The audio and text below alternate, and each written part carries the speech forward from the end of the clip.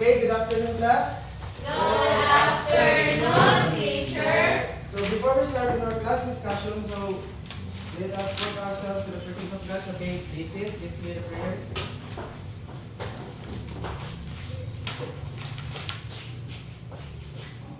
Dear Lord, thank you for the blessings you have given to us. I'm sorry for all my faults and we ask for forgiveness. Teach us how to love one another and to love you above all things. Other than the Spirit. Amen. Okay, again, good afternoon, class. Good afternoon, teacher. How are you today? We're right, teacher. Okay, is there any absent today? Not sure. Okay, very good. So, last meeting we discussed about the electricity and magnetism. And for our review, who can explain what is electricity? Teacher. Okay, Maria, please stand up. Electricity is a form of energy resulting from the existing of charge. Okay, very good. So, please give 5 claps to Marian. So for your first activity, I will divide the class into 2 groups. So this will be the group 1 and the group 2. So I will be giving you the materials, pictures, and all you need to do is to answer or guess the picture.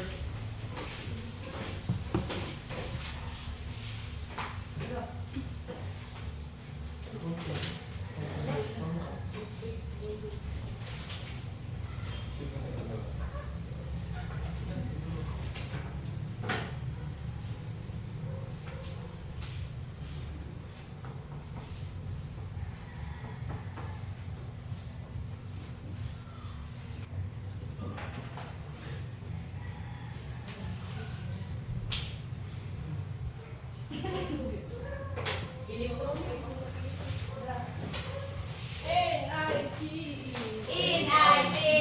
Nice. Good. Good. Parang good. Excuse me, teacher.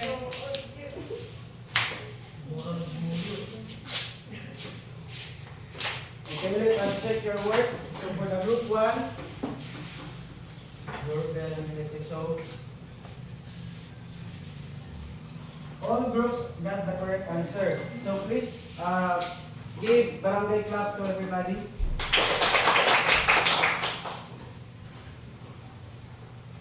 So for your next activity, again, same group.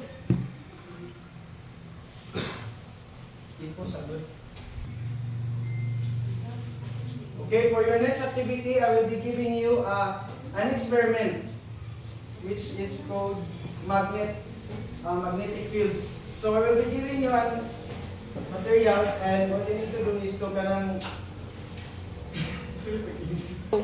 Okay, so as you experiment, you see how many push pins or electromagnetic can pick up. So after doing the experiment, choose one representative to go in front and explain what have you observed in the experiment. Okay, I will be giving you 15 minutes to do the experiment.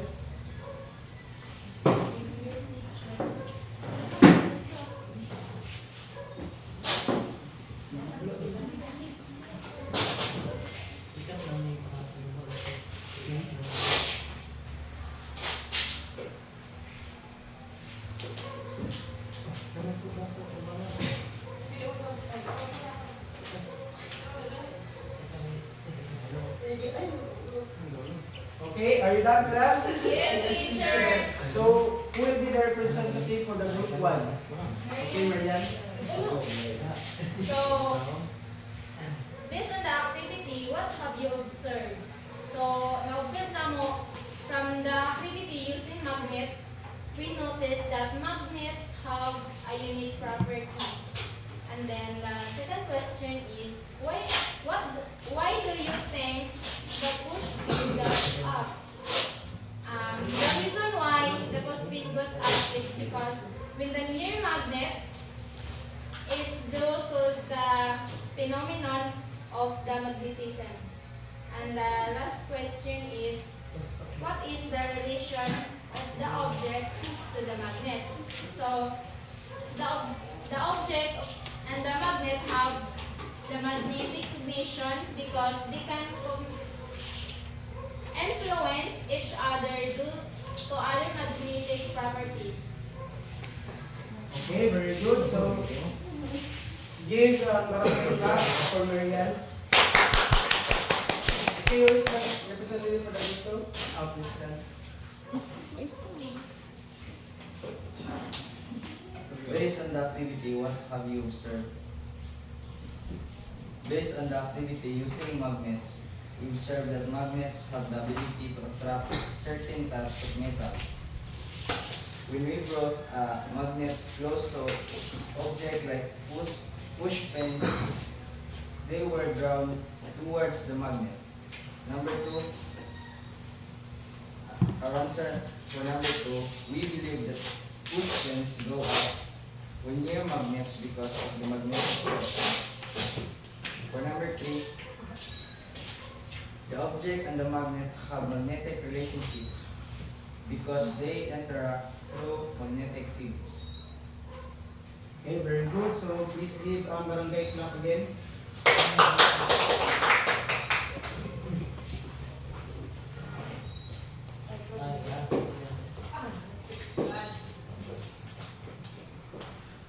Okay, so do you have any idea what is our topic for this afternoon?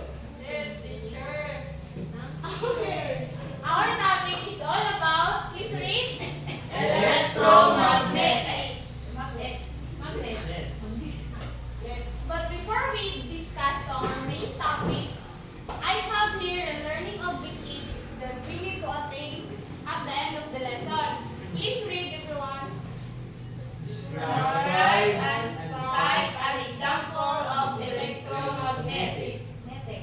Appreciate teamwork with the group in performing electromagnetic activity.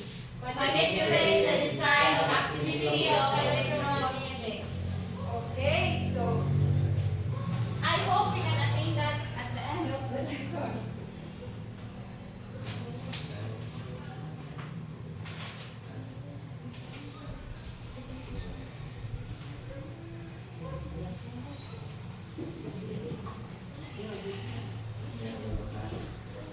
Please read.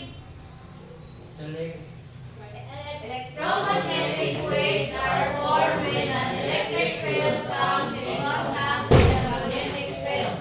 They are hence known as electromagnetic waves. The electric field and magnetic field of an electromagnetic wave are perpendicular at right angles to each other.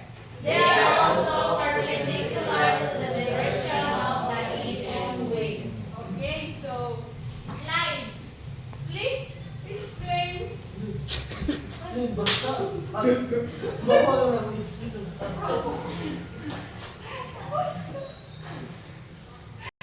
So electromagnetic waves are formed when an electric field comes in contact with magnetic field. So kabantay mo ang kuryente, di ba? Kuan, pwede ta makakuryente siya gamit lang ang battery, di ba? Ng mga lights. Na actually lights na pwede siya mabutangan lang siya battery para mo light ang kuan, ang lights. The electric field and magnetic field of an electromagnetic wave are perpendicular to each other. They are also perpendicular to the direction of the EM wave. Next one. Examples of electromagnetic wave. Electric motors and generators. So, these devices use electromagnets to convert electricity into mechanical energy and vice versa. This is how many of our household appliances like fans, washing machines, and refrigerators work. So, isa nakita og refrigerators dire. Oh, yes. So, ang refrigerators di ay bantog siya na work kay tungod na siya generator. Namin din siya ang ano. Yes, and also the fans, the electric fans, the washing machines, and many appliances that you can see in your household. Yes. Please read. In the Bejoc field, MRI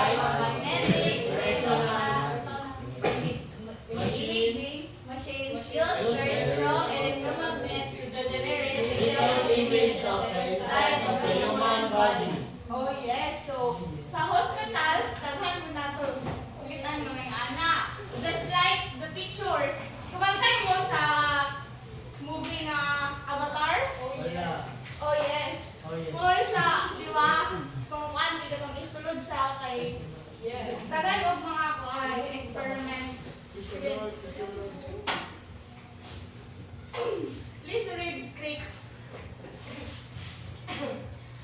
Telecommunications. Electromagnets are used in speakers, microphones, and telephones.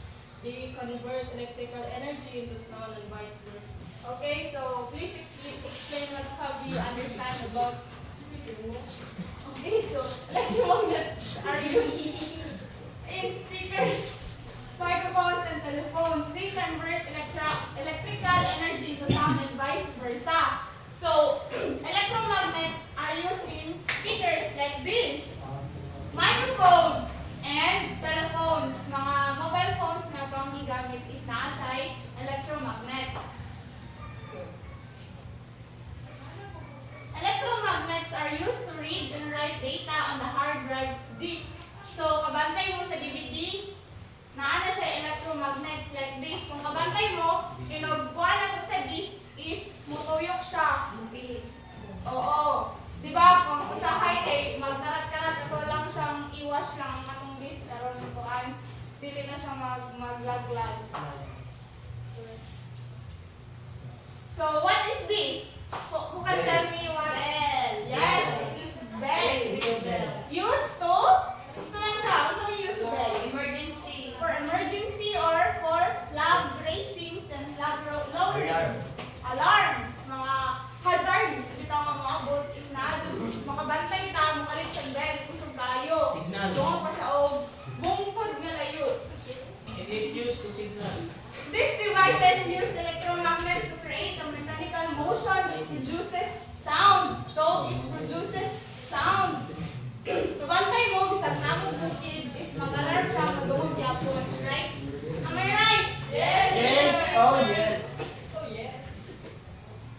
Sige, in your 1/4 sheet of paper, please answer the following. So, kung ano siya? Kanang largo lang answer. It is a multiple choice. Mostly lang kita teacher. A. Padulang daw, di ba? A. Gapo. A. Ang gapo. Tapos A. Ang gapo. Na ABC, managot. Di ba? ABC? Okay, are you finished? Yes, teacher. yes, I am finished. Pass your paper. Sige, exchange partners. I mean,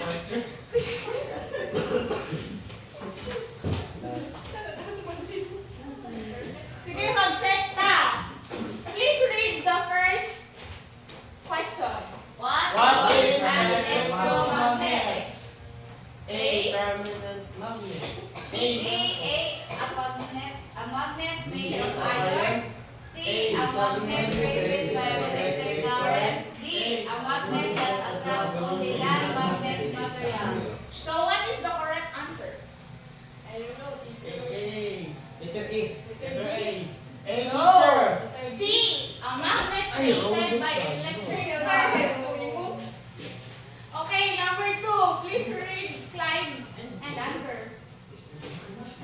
What is the main advantage of electromagnet over a permanent magnet? A. It is stronger. B. It can be turned on or turned off. C. It does not require electricity. D. It can attract magnetic material. Okay, what is the answer? Letter C, teacher. Okay, no, it's wrong. Letter A. It is letter B. Ay. It can be turned off, on and off. So number 3, what is the relationship between the strength of an electromagnet and the current flowing through its coil? So what's the answer? The answer is letter C. They are directly proportional. Yay. Yes. 4. How can you increase the strength of an electromagnet? So, what's the answer? A. B. C. DC. No, it's letter A. Increase the number of cores in the coil.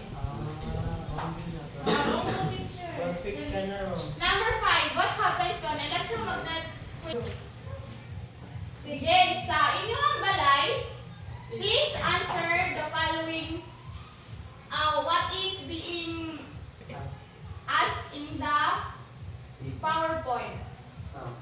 Okay, copy your notebook, class.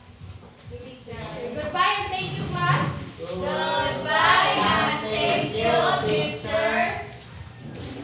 Usay.